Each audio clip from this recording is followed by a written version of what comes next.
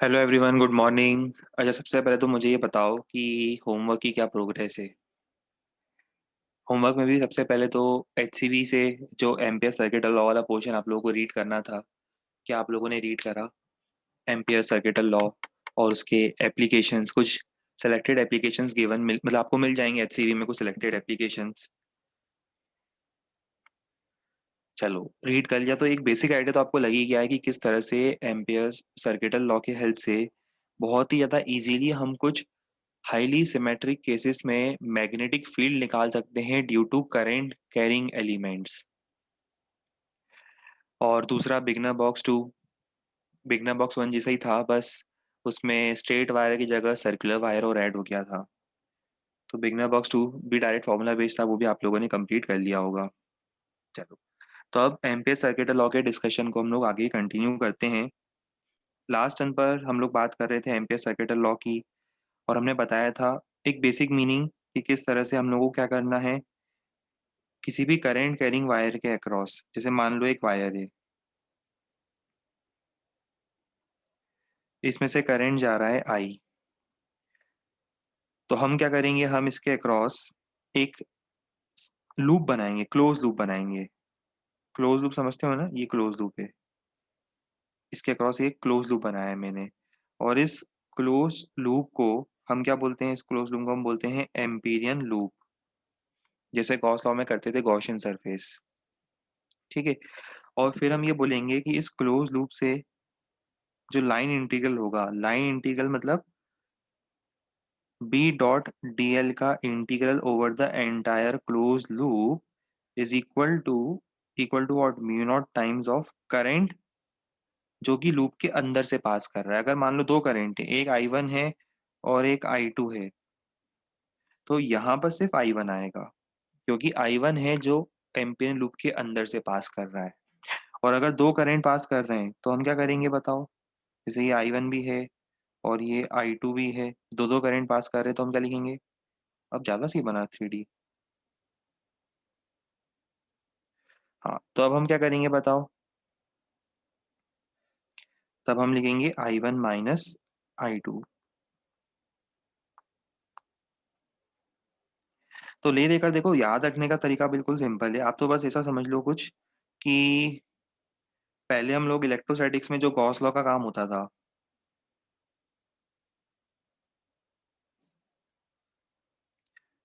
अब वही काम यहाँ पर कौन करेगा।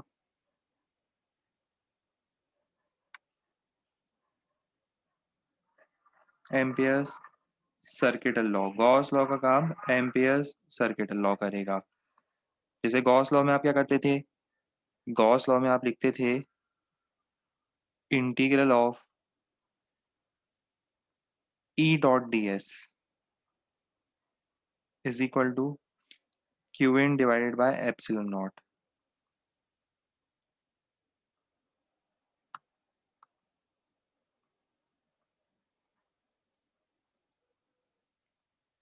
यहाँ पर आप क्या लिखोगे, integral of B dot D L is equal to mu not into आई।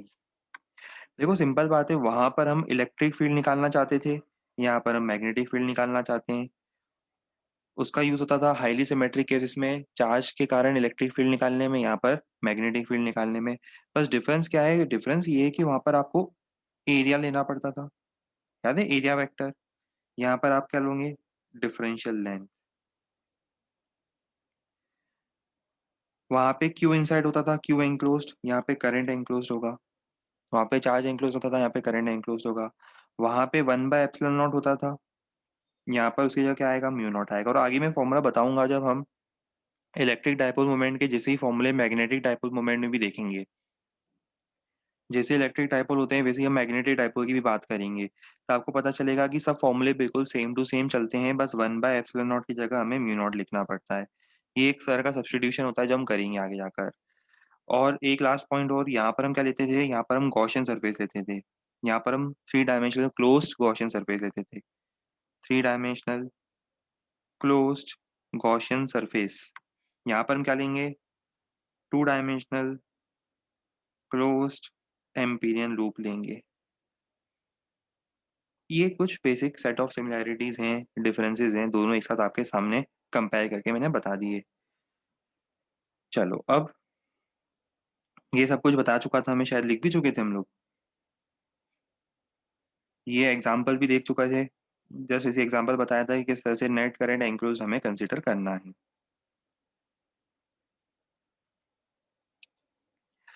अब मज़ा पता है कब आएगा?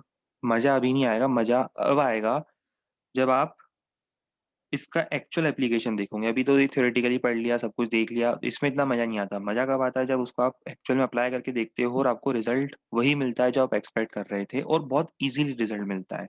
तो देखो, सबसे पहला एप्लीकेशन मैं बताने जा रहा हूँ आपको, 3, 4, 5 एप्लीकेशंस अपन पढ़ेंगे, सॉलोनॉइड वगैरह के लिए, इन सब के लिए बहुत सारे एप्लीकेशंस अपन पढ़ेंगे। इसमें सबसे पहला एप्लीकेशन है field due to infinitely long straight current carrying wire. तो देखो, डायग्राम बनाया है मैंने 3D में आपके सामने। दिख रहा है एक वायर?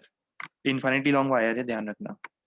इन्फिनिटी लॉन्ग वायर है, करंट कैरी कर रहा है, करंट है I, और मुझे क्या करना है, इससे R डिस्टेंस पर किसी पॉइंट पर मैग्नेटिक फील्ड फाइंड करनी है। ये देखो, मुझे इससे R डिस्टेंस पर किसी पॉइंट पर इस पूरे वायर के कारण मैग्नेटिक फील्ड फाइंड करनी है। अब देखो, याद करो, मुझे पता है कि यहाँ पर मैग्नेटिक फील्ड सर्कुलर होती है, तो मैं यहाँ पर सर्कुलर एम्पीरियन लूप लूंगा जिससे मेरा इंटीग्रेशन इजी हो जाएगा, क्योंकि उस केस में क्या होगा, हर पॉइंट पर बी वेक्टर और डीएल वेक्टर दोनों सेम डायरेक्शन में होंगे। तो मेरे लिए जो डॉट प्रोडक्ट है वो निकालना बड़ा इजी हो जाएगा। ये अभी इसको मत देखना, ये गलत लिखा है मैंने। अभी तो आप बस ये देखो कि हम लोगों ने एक सर्कुलर एम्पीरियन लूप लिया है। ये दिख रहा है सर्कुलर एम्पीरियन लूप। मुझे आर डिस्टेंस से फील्ड निकालनी थी, मैंने सर्कुलर एम्पीरियन लूप लिया। अब एक काम करो, यहाँ पर मैं मान लेता हूँ सर्कुलर एम्पीरियन लूप में आर डिस्टेंस पर फील्ड है बी। कितनी फील्ड है? फील्ड की स्ट्रेंथ है बी।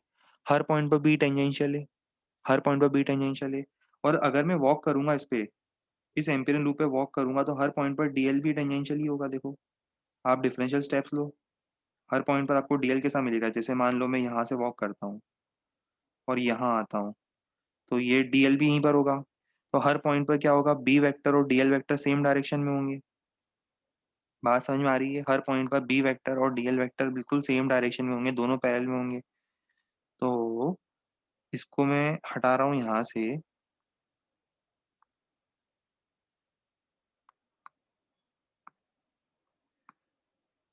और हम अपनी तरफ से एक अच्छा सा एक्सप्रेशन लिखेंगे। हटा दें इसको, इसको हटा देते हैं, और हम अपनी तरफ से एक बढ़िया सही एक्सप्रेशन लिखेंगे, ठीक है।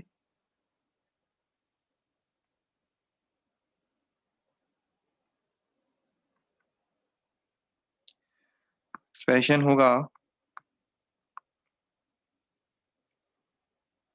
Line integral of B vector dot DL vector over the entire Amperian loop is equal to mu not times of I. तो यहाँ पर देखो, बी वेक्टर और डीएल वेक्टर क्योंकि both are in same direction, तो ये डॉट प्रोडक्ट हो जाएगा बी डीएल का इंटीग्रल, है ना, कॉस 0 1 हो जाएगा, is equal to mu not times of I. I मतलब current passing through the Amperian loop, ठीक है। अब इसमें से बी कांस्टेंट बाहर आ जाएगा, integral of DL is equal to mu not I.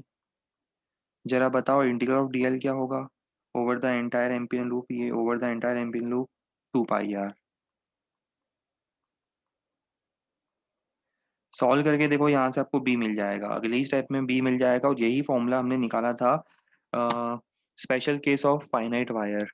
Finite wire का स्पेशल केस इनफाइनाइट वायर, जब हम लोगों ने फाई वन फाई टू को 0 डिग्री रखा था, पर उसमें उससे पहले हमें इंटीग्रेट करना पड़ा था, बहुत मेहनत लगी थी, फिर रिजल्ट आया था। आज रिजल्ट बड़े इजीली आ गया with the help of ampere circuital law. इसे नोट किया जाए, फिर धमाधम हम और बहुत सारे एप्लीकेशन देखने वाले हैं।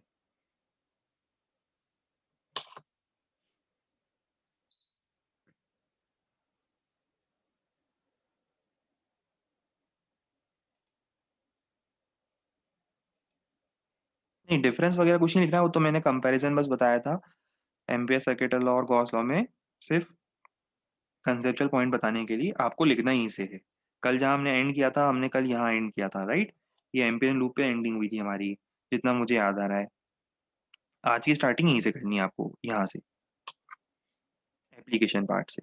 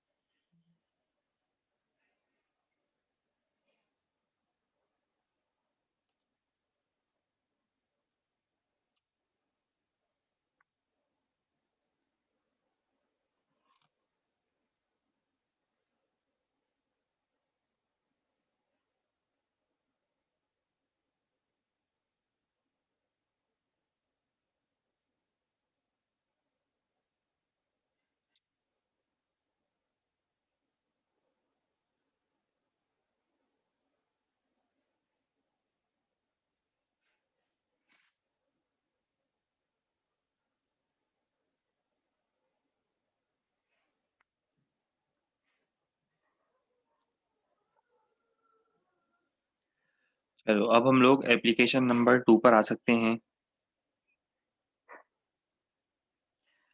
अब जिस तरह से हमने थिन वायर के लिए करा उसी तरह से आपको सिलेंड्रिकल वायर के लिए करना है। बट सिलेंड्रिकल वायर के लिए आपको दो तीन केसेस बताऊंगा मैं।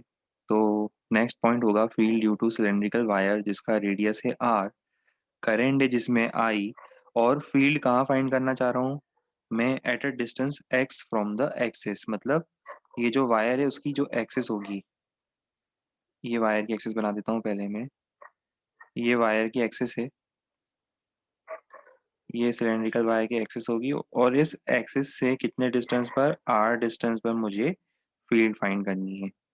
तो अब सबसे पहला पॉइंट तो ये है कि वो जो जहाँ पर मुझे फील्ड फाइंड करनी है क्या वो इस सिलेंड्रिकल वायर के बाहर है या अंदर है। तो केस वन होगा when distance x of that point, when distance x of that point is greater than r.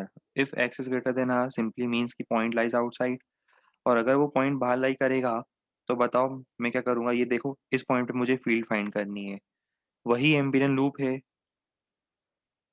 वही पुरानी स्टोरी है जो अभी मैंने आपको बताई।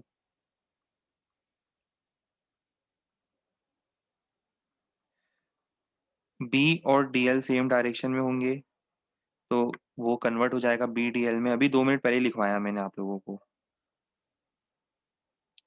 और डी एल का इंटीग्रेशन हो जाएगा over the entire Amperian loop, हो जाएगा 2 pi into X. 2 pi X मतलब ये 2 पाई एक्स है, ठीक है, is equal to mu not I. कुछ नया फॉर्मूला नहीं आया है, वही फॉर्मूला आया है देखो। फिर से वही फॉर्मूला चिपकाया है हमने, कोई नया फॉर्मूला नहीं चिपकाया है। पर फिर डिफरेंस कहाँ आएगा, डिफरेंस आएगा इनसाइड, अंदर। सिलेंड्रिकल वायर के अंदर भी मैग्नेटिक फील्ड होगी और वहां डिफरेंस आएगा, वो हम बताएंगे। अभी 2 मिनट रुको, पहले इसमें स्पेशल केस लिख लोगे। सरफेस स्पेशल केस में लिख देता हूँ इसमें। यहाँ तक आए हैं तो स्पेशल केस भी लिख ही लेते हैं। Special case at surface of the wire x is equal to capital R, so B is equal to mu not I by 2 pi R. चलो स्पेशल केस के बाद अब इंटरेस्टिंग पॉइंट है कि अगर वो पॉइंट इनसाइड होता, जैसे मान लो कि अब मुझे फील्ड फाइंड करनी है एट अ डिस्टेंस एक्स, इस पॉइंट पर। अब ये पॉइंट कहाँ है, this point lies inside the cylindrical wire, ये पॉइंट यहाँ पर है।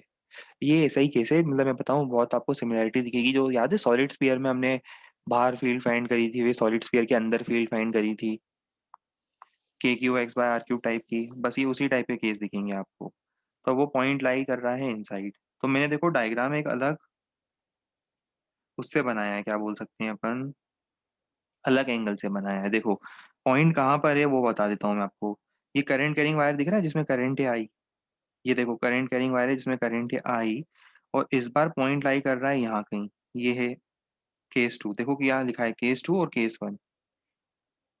केस वन था जब वो पॉइंट लाई करता था outside, when point lies outside. और अब केस टू में पॉइंट लाइज इनसाइड। अब हम देख रहे हैं पॉइंट लाइज इनसाइड।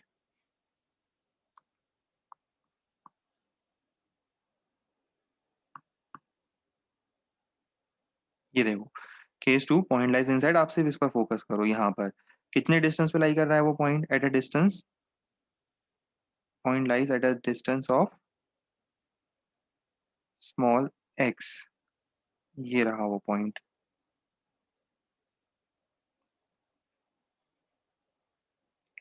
अब देखो स्टोरी वही पुरानी है, थोड़ा सा बस चेंज आएगा। पहले तो आप क्या करोगे, इंटीग्रल ऑफ वही लिखोगे, B dot D L is equal to mu not into I, ठीक है। वो एम्पिरिकल लूप नंबर 2 दिख रहा होगा आपको, है ना।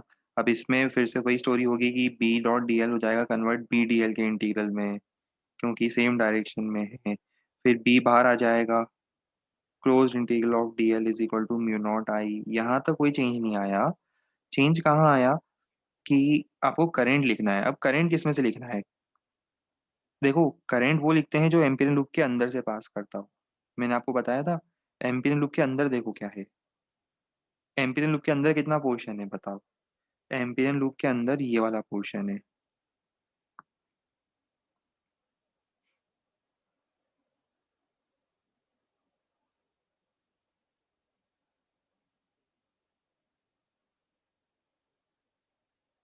ठीक है।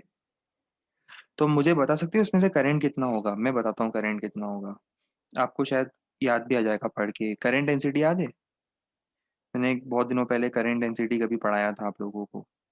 तो बताओ करंट डेंसिटी क्या होगा? करंट डेंसिटी होगा करंट पर unit area.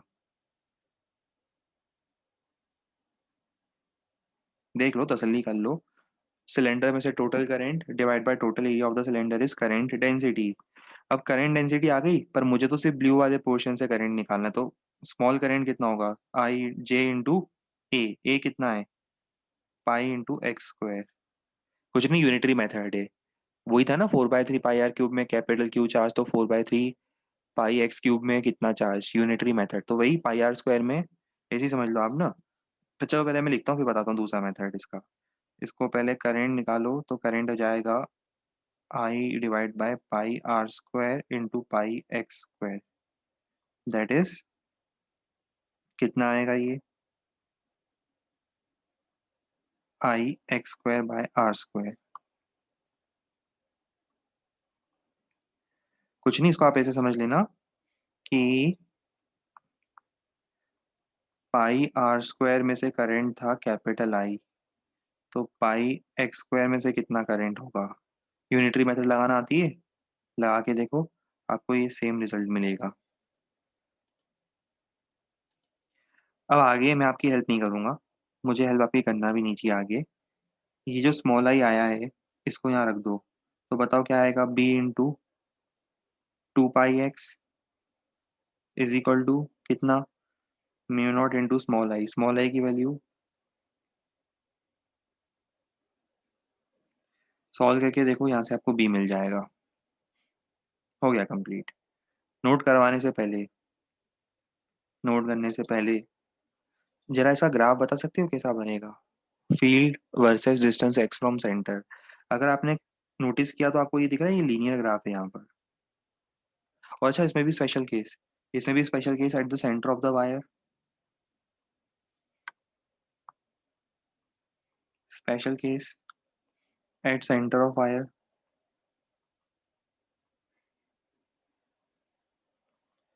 Centre of cylinder पे एक्स कितना हो जाएगा? 0।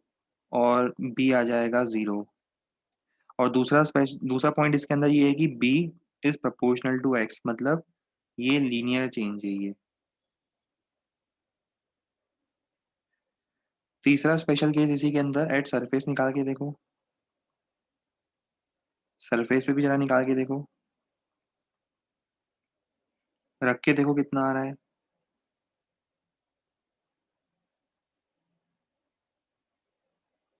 ये तो वही आ रहा है जो हमने केस 1 में फाइंड किया था।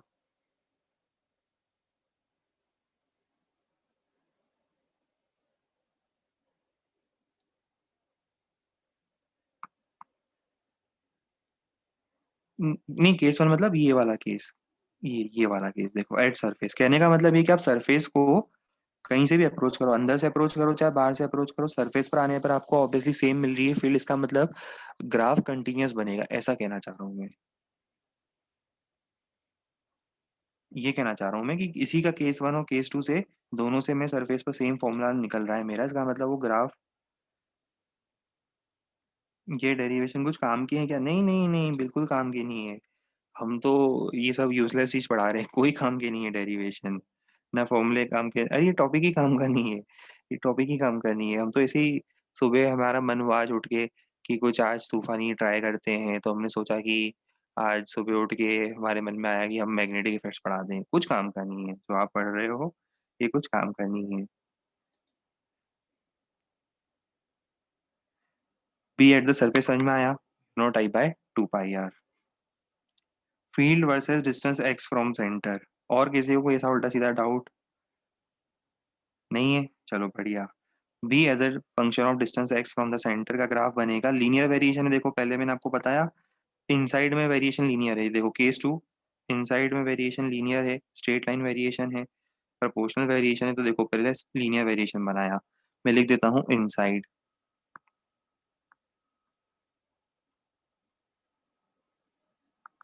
सरफेस पर कब आऊंगे? जब एक्स कितना हो? कैपिटल आर के इक्वल, तो आप सरफेस पर पहुंच जाओगे, ये पॉइंट मिल रहा है सरफेस। फिर आउटसाइड में देखो, आउटसाइड में क्या था, आउटसाइड कहाँ गया, ये रहा आउटसाइड। देखो यहाँ पर B is proportional to 1/x, bracket में that is B is proportional to 1/x। तो अब आगे ग्राफ कैसा बनेगा, डिक्रीजिंग ग्राफ बनेगा आउटसाइड में। लिख देता हूँ मैं इसमें ब्रैकेट में बी इज प्रपोर्शनल टू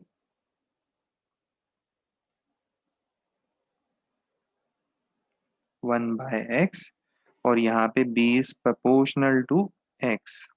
और एक और पॉइंट, सरफेस पर मुझे कितना मिलेगा, mu not I by 2 pi R, surface पर।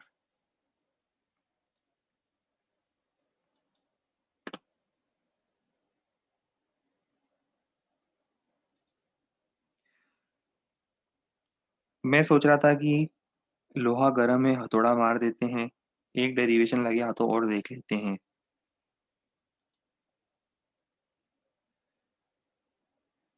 अभी नहीं, ऐसा पहले नोट करना चाहते हो।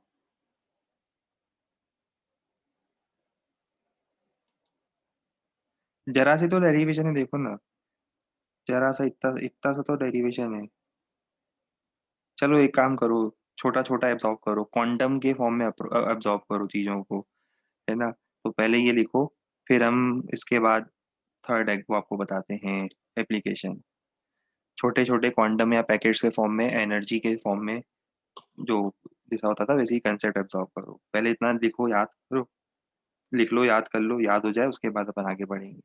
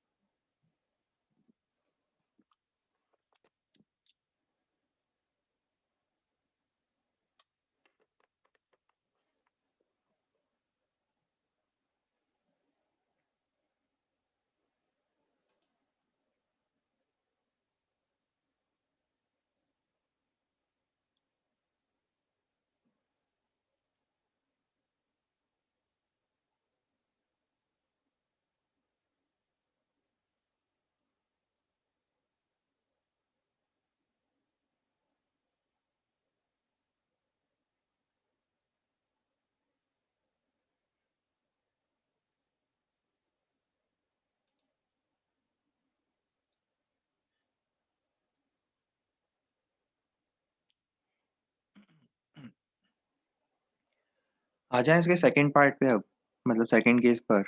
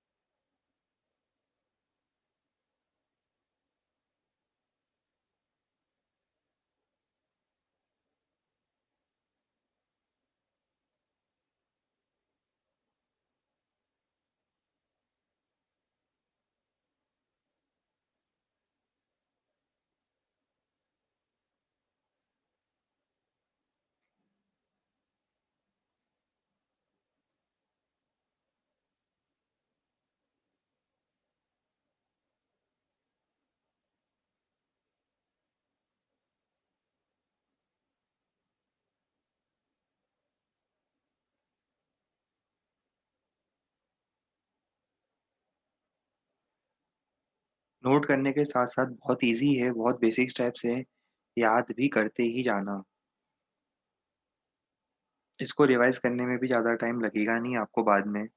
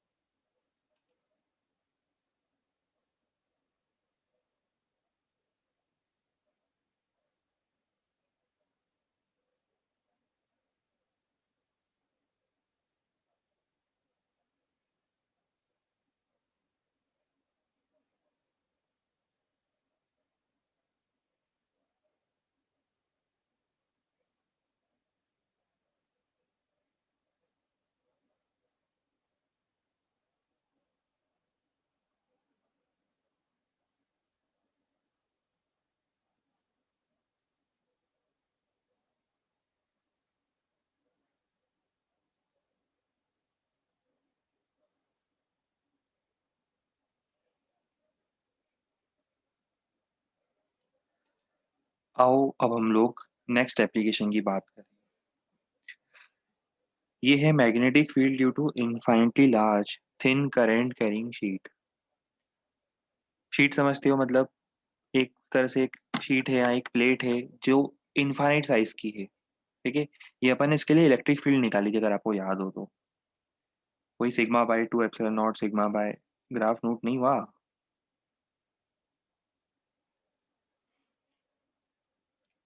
अरे बिल्कुल सिंपल ग्राफ है, जल्दी नोट खुद से ही कर लेते। स्ट्रेट लाइन और उसके बाद नीचे कर्व।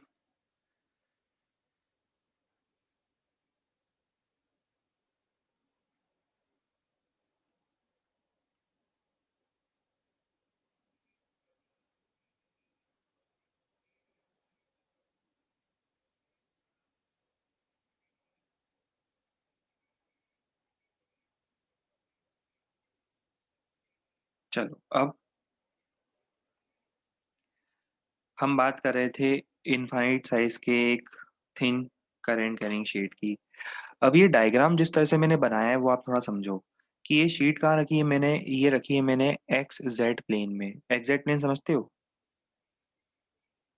ये शीट एक्स जेड प्लेन में रखी इसलिए आपको इस तरह से दिख रही है। एक्चुअल में ये शीट कैसे रखी है, वो इस तरह से रखी होगी ये शीट। स्क्रीन खत्म हो गया वहां पे जाके, बट आप समझ रहे हो मैं क्या कहना चाह रहा हूँ। ये शीट इस तरह से रखी हुई होगी और इनफाइनाइट साइज की है। और आप सामने से देख रहे हो, सामने से देख रहे हो तो आपको ये ऐसे दिखाई देगी। ठीक है। और इसमें से करंट आ रहा है, शीट के अंदर करंट फ्लो कर रहा है, तो इसमें से करंट बाहर आपकी तरफ आ रहा है। तो इसको हम जब रिप्रेजेंट करेंगे तो मैं इसको ऐसे रिप्रेजेंट करूँ डॉट से। डॉट मतलब करंट आपकी तरफ आ रहा है।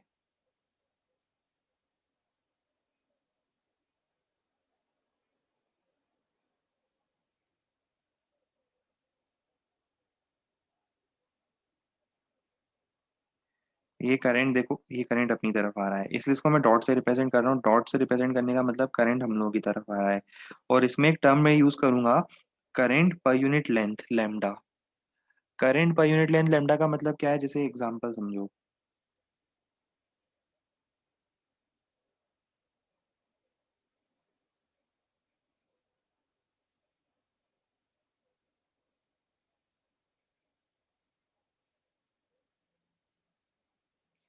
ये एक्चुअली क्या है, ये साइज तो इनफाइनाइट है इसका, क्योंकि ये तो साइज तो वैसे इनफाइनाइट है। मैं इसका एक छोटा सा पोर्शन आपको कट करके बता रहा हूँ।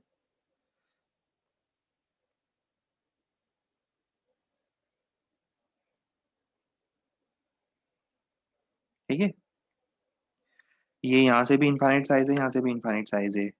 और करंट कैसे फ्लो कर रहा है, करंट इसमें ऐसे फ्लो कर रहा है यूं। करंट ऐसे शीट के ऊपर ऐसे दौड़ता हुआ आ रहा है यूं, ऐसे भागता हुआ आ रहा है यूं। ये करंट आ रहा है देखो, ये आया करंट। और मुझे पता है क्या निकालना है, मुझे निकालनी है फील्ड। कौन सी फील्ड? मैग्नेटिक फील्ड, क्योंकि सब करंट जा रहे हैं तो करंट के कारण तो मैग्नेटिक फील्ड आएगी। तो मुझे इसके कारण मैग्नेटिक फील्ड निकालनी है। कहाँ निकालनी है? इसके ऊपर जो जगह दिख रही है आपको, इसके ऊपर और इसके नीचे। इसके ऊपर और इसके नीचे जितना भी स्पेस दिख रहा है आपको, वहां पे मुझे फील्ड निकालनी है। ठीक है। चलो, तो अब क्या हो रहा है कि इस करंट को मैं ऐसे रिप्रेजेंट कर रहा हूँ। जो डायग्राम देखा था उस डायग्राम में मैं उस करंट को ऐसे रिप्रेजेंट करता, मतलब वो करंट बाहर आ रहा है आपकी तरफ। और उसमें भी मैंने बोल दिया करंट पर यूनिट लेंथ लैम्डा होने का मतलब, जैसे मान लो आप इसमें 1 मीटर की लेंथ देते हो तो 1 मीटर की लेंथ में आपको लैम्डा करंट बाहर आता हुआ मिलेगा। और वैसे ही अगर आप x मीटर लेंथ लोगे तो क्या होगा बताओ।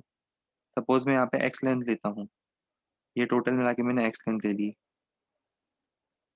जल्दी बताओ, इस x लेंथ में से कितना करंट बाहर आ रहा होगा। तो टोटल मिला के इस x लेंथ में से आप बोल सकते हो कितना करंट बाहर आ रहा होगा। इस x लेंथ में से करंट बाहर आ रहा होगा, बोलो, lambda into x is the current जो कि इस x लेंथ में से बाहर आ रहा होगा। तो करंट पर यूनिट लेंथ समझ में आ गया। बहुत बढ़िया। अब अपन आते हैं वापस से उस डायग्राम पर। अभी सर्कल भूल जाओ ना, ये जो दो सर्कल बनाए ना इसको भूल जाओ। ये क्यों बनाए ये मैं समझाऊंगा 1 मिनट बाद। पहले अभी बस इस पे फोकस करो। आपको प्लेट दिख रही है, शीट प्लेट जो भी बोलना चाहते हो दिख रही है। करंट आपकी तरफ जेड एक्सिस की तरफ आता हुआ दिख रहा है। मैं रिफर करने के लिए ना एक्स वाई जेड एक्सिस बना रहा हूँ, तो आपको समझ में आता जाएगा एक्स वाई जेड एक्सिस के सिस्टम से कि मैं क्या कहना चाह रहा हूँ। प्लेट कहाँ लाई कर रही है? Plate lies in exact plane. Plate lies in exact plane, और ये पॉइंट जहाँ पे मुझे फील्ड निकालनी है, देख रहे हो, ये एक पॉइंट है जो इस प्लेट के ऊपर है, ये कहाँ लाई कर रहा है? ये वाई एक्सिस पर लाई कर रहा है। मतलब ये डायग्राम कुछ ऐसा बना रहा हूँ मैं, ये प्लेट रखी हुई है ऐसे, एक्स जेड प्लेन में ये प्लेट रखी हुई है।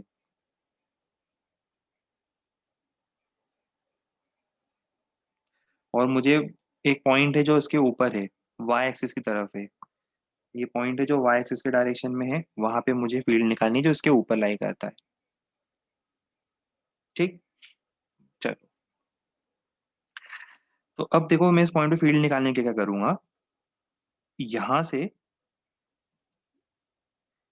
से मैं एक्स डिस्टेंस पीछे मान लो, एक्स डिस्टेंस पीछे, और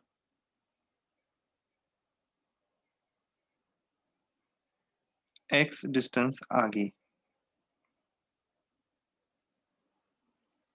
दो छोटे छोटे एलिमेंट्स लेता हूँ।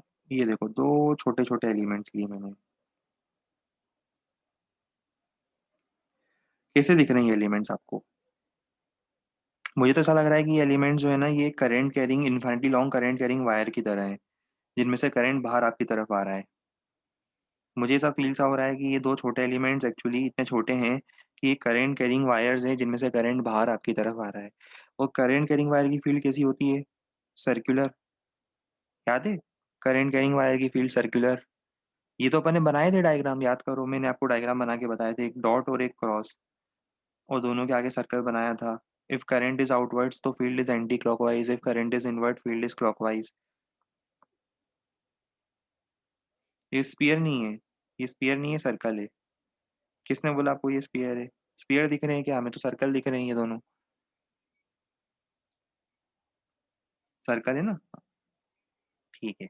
तो अब देखो यहाँ पर हमने क्या करा, इस पॉइंट को, पॉइंट ए को सेंटर लेते हुए हमने एक सर्कल ड्रॉ करा, जो रिप्रेजेंट कर रहा है सिर्फ अकेले उस करंट कैरिंग वायर की फील्ड, सर्कुलर फील्ड। और जरा बताओ, करंट आउटवर्ड आ रहा है तो उसकी सर्कुलर फील्ड की डायरेक्शन क्या होगी? Anti clockwise. इस पॉइंट पर एंटी क्लॉकवाइज मतलब ये डायरेक्शन होगी, जरा देखो ध्यान से। और ये डायरेक्शन भी पता है कैसी होगी? परपेंडिकुलर होगी यहाँ से, समझ जाना। B1 लिख देता हूँ इसको, B1 मतलब field at that point due to current in wire ए।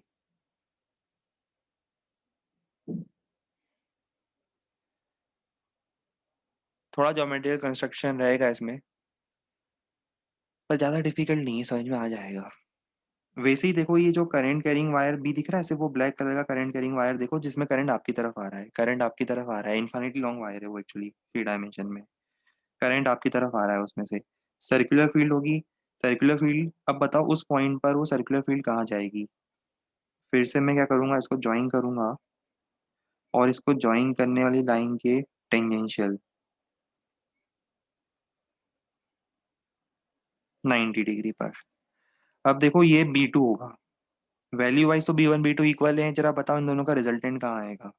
इन दोनों का रिजल्टेंट प्योरली, आपको दिख रहा है वाई कंपोनेंट्स कैंसिल हो रहे हैं, इन दोनों का रिजल्टेंट प्योरली एक्स में आने वाला है।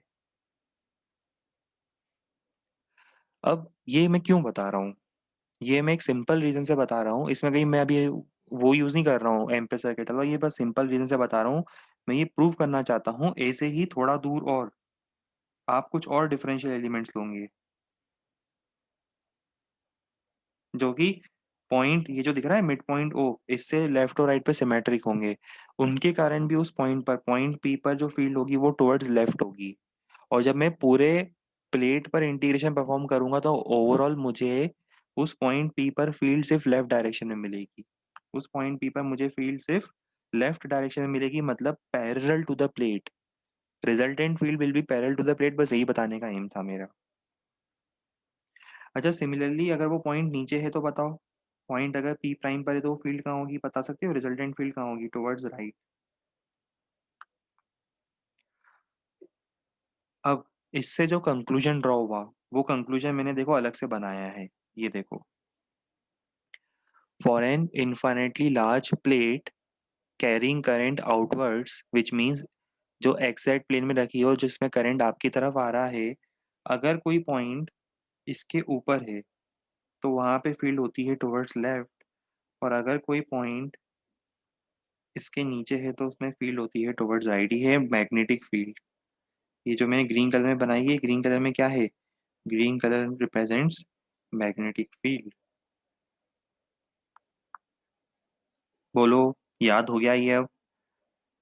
मैंने आपको लॉजिकली समझाया कि वो फील्ड इस तरह से प्लेट के आपको पैरेलल क्यों दिखेगी। अब ये डायग्राम देखो जरा, ये वाला डायग्राम देखो। करंट आ रहा है इस साइड, पर फील्ड कहाँ मिलेगी आपको? फील्ड मिलेगी इस तरह से, इसके ऊपर, प्लेट के ऊपर बता रहा हूँ मैं। प्लेट के ऊपर फील्ड मिलेगी इस तरह से। एक आइडिया ना, 3D में डायग्राम बनाते हैं ना हम, थोड़ा सा इसमें क्या करते हैं, 3D दिखाने के लिए, 3D लुक देने के लिए एक शानदार आइडिया है हमारे माइंड में। देखते हैं वर्क करता है नहीं करता है। ये देखो, ये इसका प्लेन है।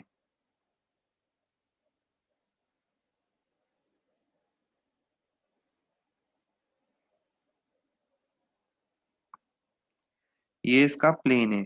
और अगर वो पॉइंट कहाँ लाई करता है, इसके प्लेन के या टेबल के ऊपर लाई करता है, तो उसमें फील्ड कहाँ होगी? उसमें फील्ड होगी इधर, इस डायरेक्शन में। और अगर वो नीचे लाई करता है, टेबल के नीचे लाई करता है, तो उसमें फील्ड होगी इधर।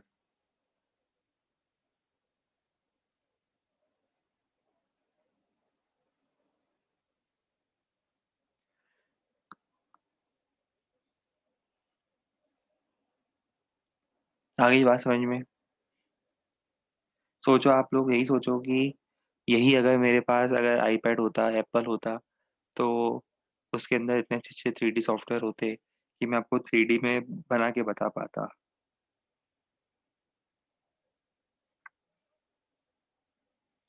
और कब से मैं वेट कर रहा हूँ आप लोगों की तरफ से कि हो सकता है कि आज नहीं तो कल आप लोग ऑर्डर करोगे और गिफ्ट करोगे। अभी तक वेट ही कर रहा हूँ इसे मैं।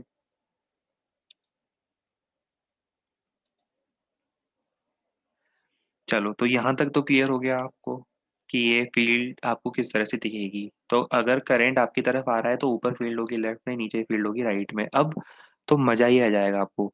मुझे वैल्यू भी तो निकालनी है ना इसकी, इसकी वैल्यू भी तो निकालनी है। तो वैल्यू निकालने के लिए ही तो हम यूज करेंगे Biot Savart law. Sorry, Biot Savart law क्यों यूज करेंगे, एम्पियर सर्किटल लॉ। अब हम लोग यूज करेंगे एम्पियर सर्किटल लॉ। ध्यान से देखो क्या करेंगे। ये वो ही प्लेट है जिसमें से करंट आपकी तरफ आ रहा है।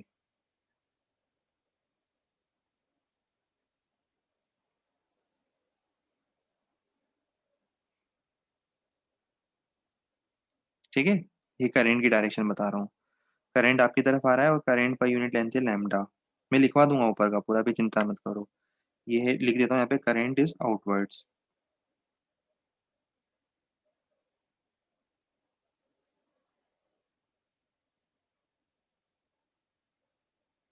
Current is outwards. और करंट पर यूनिट लेंथ इज लैम्डा। मुझे क्या करना है पता है? मुझे यहाँ पर एक पॉइंट है जो कि इस प्लेट से कितने हाइट पर है। इस प्लेट से मान लो ए हाइट पर है, वहां पे मुझे मैग्नेटिक फील्ड निकालनी है। ठीक है, इस प्लेट के सरफेस से ए हाइट ऊपर है, वहां पे मुझे मैग्नेटिक फील्ड निकालनी है। तो मैं पता है क्या करूंगा, उतने ही हाइट नीचे भी एक पॉइंट मिलेगा। बस डिफरेंस क्या है, ऊपर फील्ड लेफ्ट में है तो नीचे फील्ड राइट में होगी। वैल्यू तो सेम होगी। तो देखो, मैं मान लेता हूँ वो वैल्यू बी है, और उतने ही डिस्टेंस नीचे जाऊंगा तो उतनी ही फील्ड मुझे मिलेगी, बट टुवर्ड्स राइट मिलेगी। डिफरेंस तो बस इतना ही है ना, और क्या डिफरेंस है। ठीक है। तो अब देखो, मैंने आपको एक रेक्टेंगुलर, इस बार मैंने रेक्टेंगुलर एम्पियन लूप लिया है, देख रहे हो?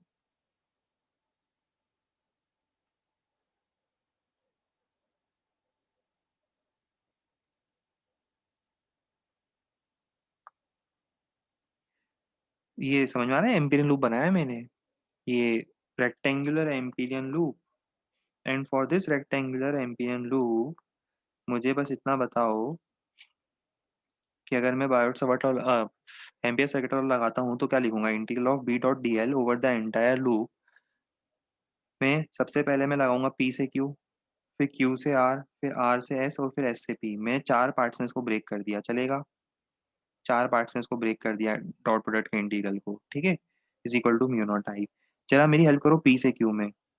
पी से क्यू में बी की डायरेक्शन, और मैं पी से क्यू जा रहा हूँ, पी से क्यू इंटीग्रेट कर रहा हूँ, बी की डायरेक्शन और बी की डायरेक्शन, मतलब डिस्टेंस की डायरेक्शन सेम है।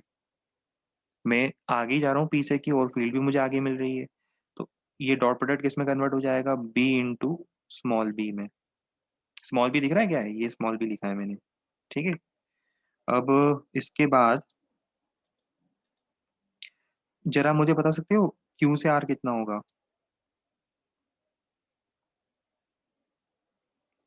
क्यू से आर कौन बताएगा, ये तो हो गया। अब जरा मुझे बताओ क्यू से आर कितना लिखूं। ये क्यू से आर,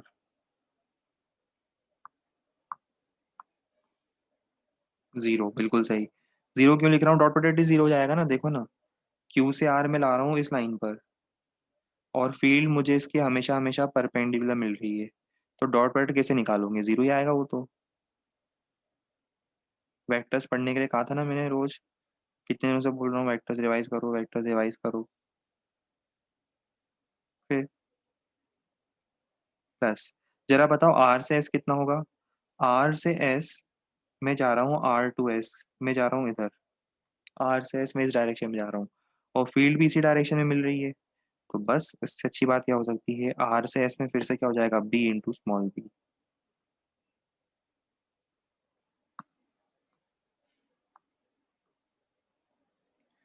और इसके बाद एक और बच गया, एक कलर वो यूज कर लेते हैं। ये जीरो हो जाएगा, सोच लेना क्यों, समझ जाना।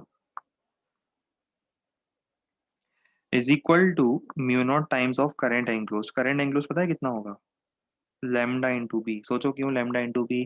बी लेंथ अंदर ट्रैप्ड है, ये देखो इतनी लेंथ अंदर ट्रैप्ड है। ये बी लेंथ अंदर ट्रैप्ड है, और लेमडा इज पर यूनिट लेंथ करेंट, तो lambda into B.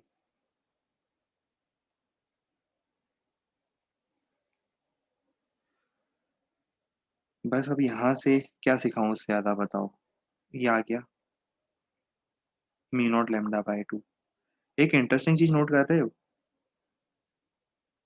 This field is constant irrespective of the distance.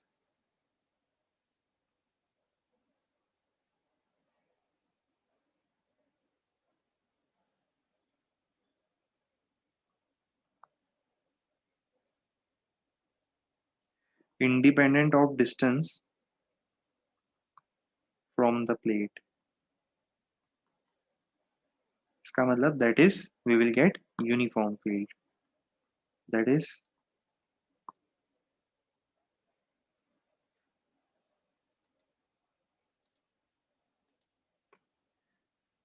That is we will get uniform field।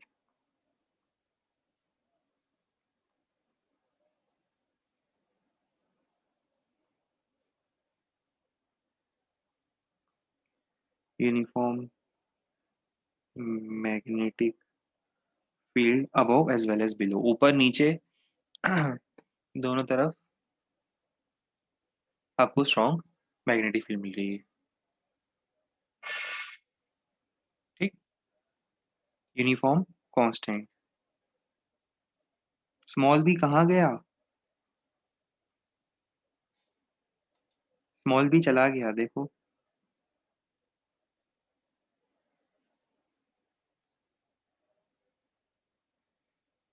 Clear हो गया स्मॉल बी कहाँ गया।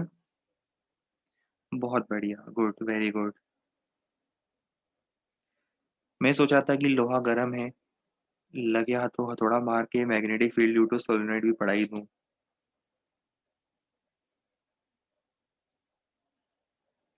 अच्छा अच्छा, लिख लो लिख लो, वरना बाद में हो सकता है कुछ पॉइंट्स आपके माइंड में हो और वो भूल जाओ, हो सकता है कि अभी लिख लो तो याद रहेंगे, बाद में हो सकता है भूल जाओ।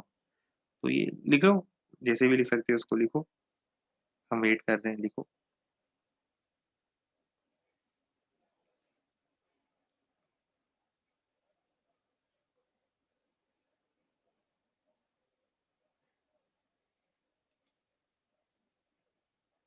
ये हेडिंग है।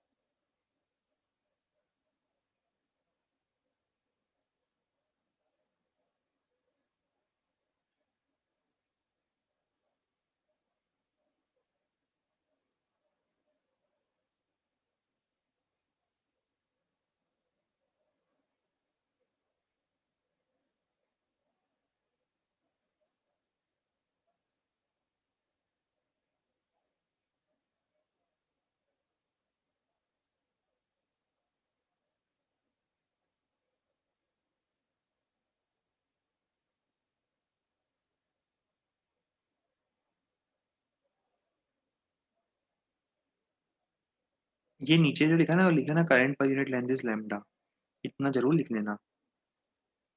हेडिंग एक और बार बता दें, हेडिंग है magnetic field due to infinitely large thin current carrying sheet, infinitely large thin current carrying sheet. ठीक है। अब ये जो पॉइंट है ना, ये लिख जरूर लेना, करंट पर यूनिट लेंथ इज लैम्डा, ये लिख लेना बस एक, है ना, क्योंकि आपको टर्मिनोलॉजी पता होनी चाहिए कि लैम्डा क्या है। अब इसके बाद ये डायग्राम बना लो। तो ये आपको बस देखो, अल्टीमेटली आपको ये तो मैंने कंसेप्ट के लिए बताया, अब इसका रोल खत्म हो गया। बोर्ड एग्जाम में भी आपको ये कभी बना के एक्सप्लेन करना ही नहीं है कि ये रीजन होता है कि वो फील्ड इस तरह से होती है, आप वहाँ डायरेक्ट लिख सकते हो कि फील्ड यहाँ पे इस तरह से होती है, वहाँ चल जाता है। ये तो मैंने आपको पूरा समझा दिया कि इसका रीजन क्या होता है, ठीक है। तो आप वहाँ पे क्या कर सकते हो, बोर्ड एग्जाम में ये डायग्राम यहीं से बना सकते हो कि ये फील्ड का डायग्राम इस तरह से होता है, और hence we are using rectangular amperian loop, और फिर ये डेरिवेशन यहाँ से स्टार्ट करोगे आप, ठीक है। तो ये जरूर नोट कर लो, ये डायग्राम आपकी टेक अवे समरी है कि फील्ड कैसी दिखती है और कितनी होती है, वो भी हम निकाल चुके हैं, कितनी होती है, mu naught lambda by two, mu not lambda by two होती है, ठीक है, और डायरेक्शन ऐसी दिखती है।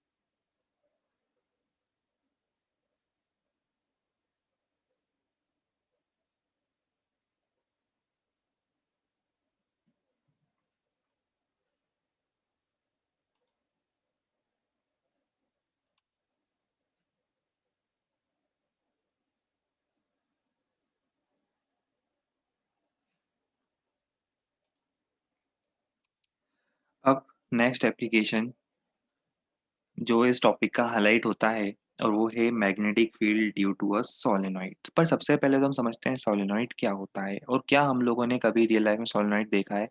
तो आंसर इज डेफिनेटली हम लोगों ने देखा है।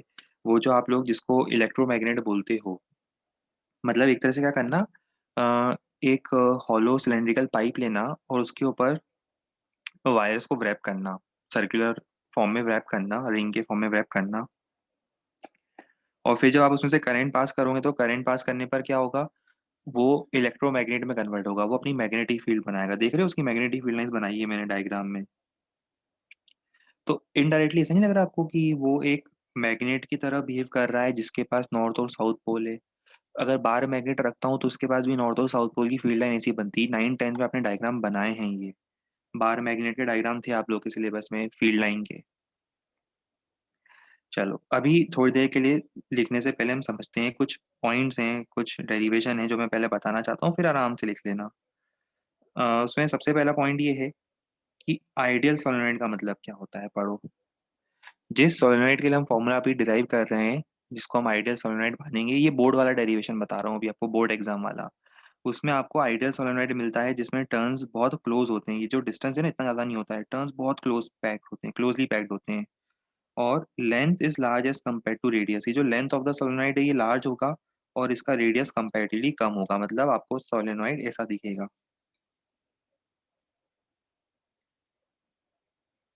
बात समझ में आई? इस टाइप का दिखेगा, length is large as compare to radius. पढ़ो जरा ये,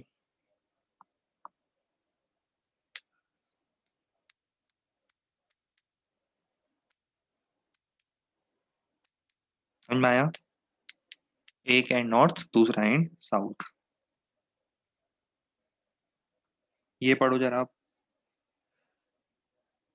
जैसे जैसे सोलेनोइड की लेंथ इंक्रीज होती है, जो अंदर फील्ड होगी, जो अंदर फील्ड होने का मतलब ये पता है, हॉलो सिलेंडर जो आपने लिया था इसके अंदर जो फील्ड बन रही है, ये जो अंदर फील्ड दिख रही है, ये जो है ये ज्यादा से ज्यादा यूनिफॉर्म होती जाएगी। और एक्सटर्नल फील्ड जो है, एक्सटर्नल फील्ड मतलब ये वाली जो फील्ड है, ये धीरे धीरे वीक होना शुरू होगी। अभी क्यों होती है मैं आपको रीजन बताऊंगा अभी, पर पहले आप थ्योरेटिकल पॉइंट समझो, उसका रीजन भी बताऊंगा मैं। जैसे जैसे लेंथ बढ़ाते हो, सोलेनोइड आइडियल बनना शुरू होता है और आइडियल सोलेनोइड के लिए अंदर की जो फील्ड है, ये फील्ड स्ट्रांग होने लगती है और बाहर की फील्ड वीक होने लगती है। अब देखो रीजन क्या है।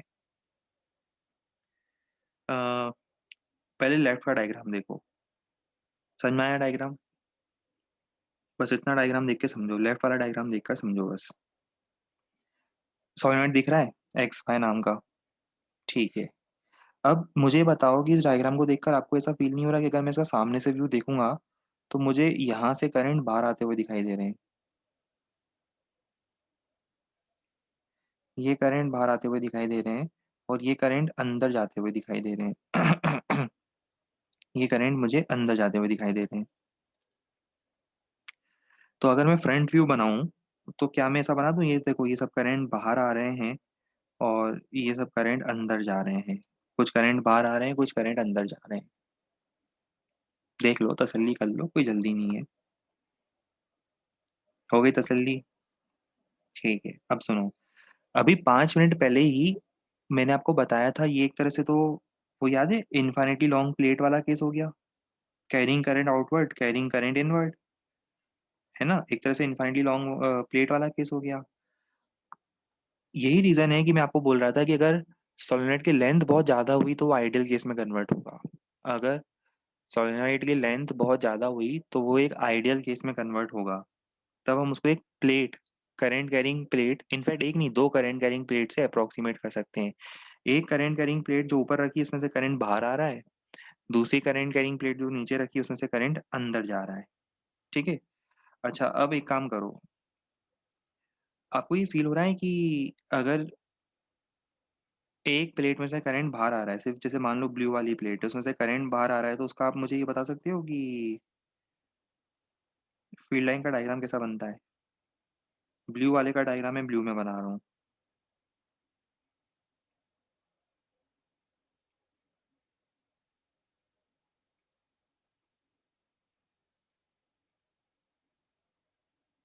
देख लो आराम से, कोई जल्दी नहीं है।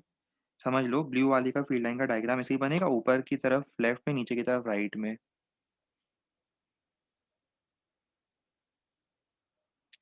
पर अगर मान लो यहीं पर एक दूसरी प्लेट भी रखता हूँ जिसमें करंट अंदर जा रहा है,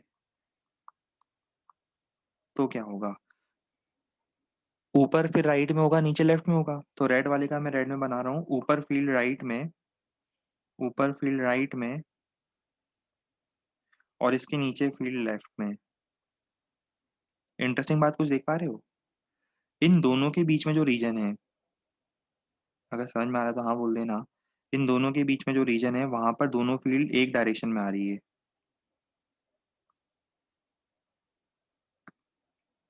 इन दोनों के बीच में जो रीजन है, वहाँ पे फील्ड स्ट्रांग हो रही है, एक डायरेक्शन में आ रही है।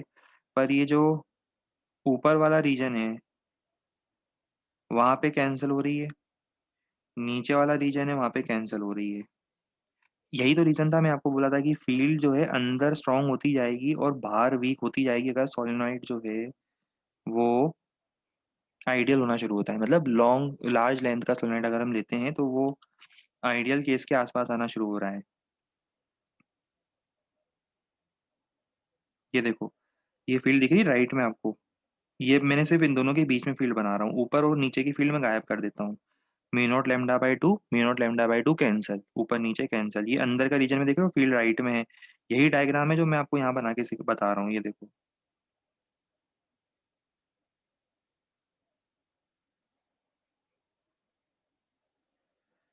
ठीक है, अब स्टोरी देखो, खत्म हो गई पूरी। P Q R L, P से क्यू, क्यू से आर, आर से एल क्यों लिख दिया? P Q R S, P से क्यू, क्यू से आर, आर से एस, एस से पी। ठीक है, जरा पी से क्यू बताओ क्या लिखूं मैं? पी से क्यू, पी से क्यू में लिखूं बी इंटू एक्स। एक्स क्या है? ये लेंथ ले रहा हूं मैं, ये एम्पिरियन लूप की ये जो विड्थ है ना, ये एम्पिरियन लूप देख रहे हो? ये एम्पिरियन लूप बनाया मैंने, ये देखो एम्पिरियन लूप बन रहा है। देखा एम्पिरियन लूप?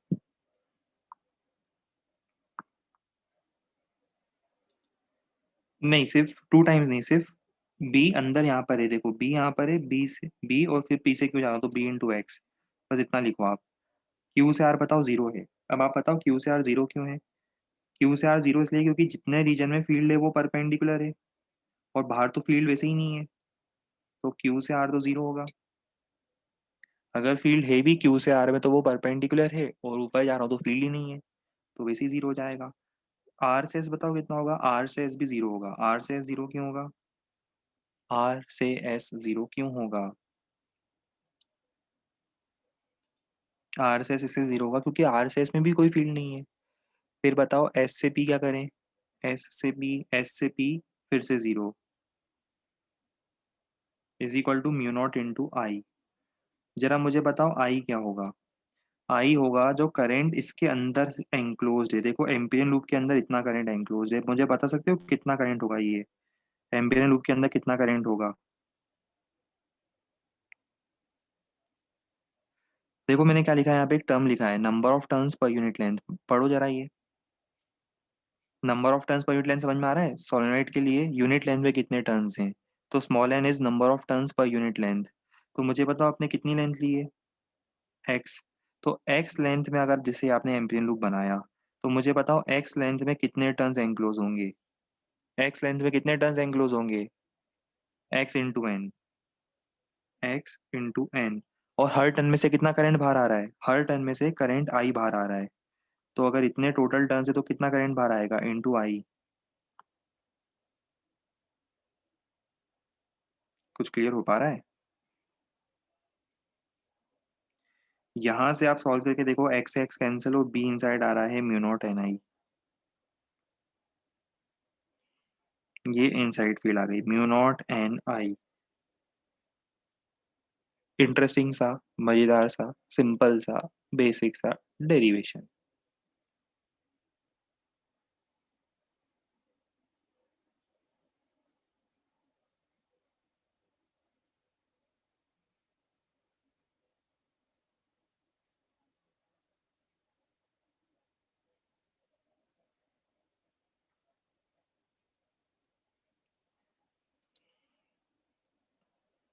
चलो बढ़िया। हाँ, चलो तुम तो याद ही करवा पाएँगे आज ये। इसके बाद मुझे कुछ और पॉइंट्स बताने हैं, इसके ऊपर अपन फिर अब नेक्स्ट टर्न पर ही कंटिन्यू करेंगे।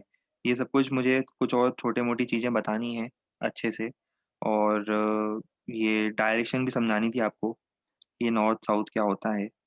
तो ये अपन चलो नेक्स्ट टर्न पर ही कंटिन्यू करते हैं। तो इसको आज यहाँ पे रोक रहे हैं, आज यहाँ पे पॉज़ कर रहे हैं। कंसेप्ट ज़रूर कवर अप कर लिया है मैंने काफ़ी हद तक।